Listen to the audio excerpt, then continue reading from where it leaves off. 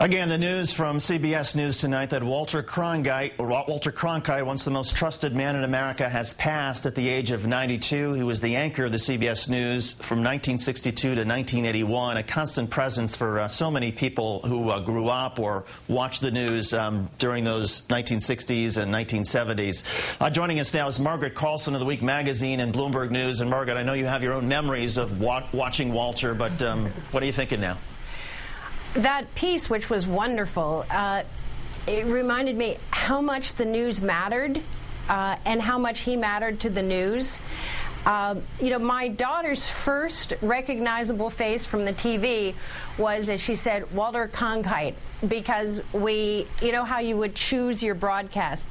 That was the one that we turned on.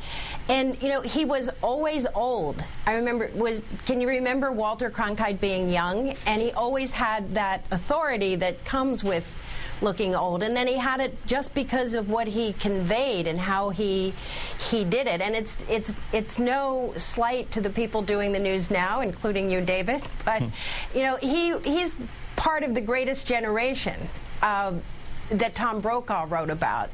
And we've come a ways since then, and it's not that it's not as good. It's just that it's different now, and it mattered so much back then that when something happened, you would tune in to Walter Cronkite.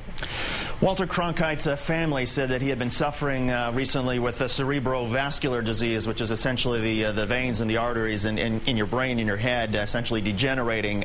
So I gather it was tough at the end, but by all accounts, he had a remarkably healthy, very rewarding and enriching life.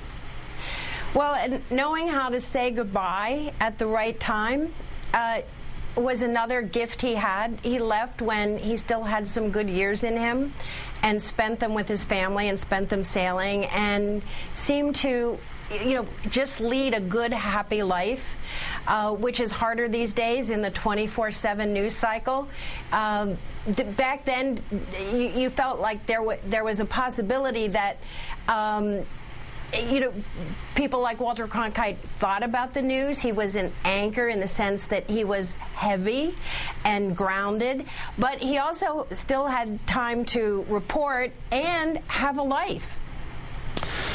Margaret Carlson with Bloomberg. Margaret, thank you so much. Again, the end of a television broadcasting era. CBS News announcing the death of Walter Cronkite at the age of 92. We will have more on the impact on television, the impact on the news, and more memories of Walter Cronkite.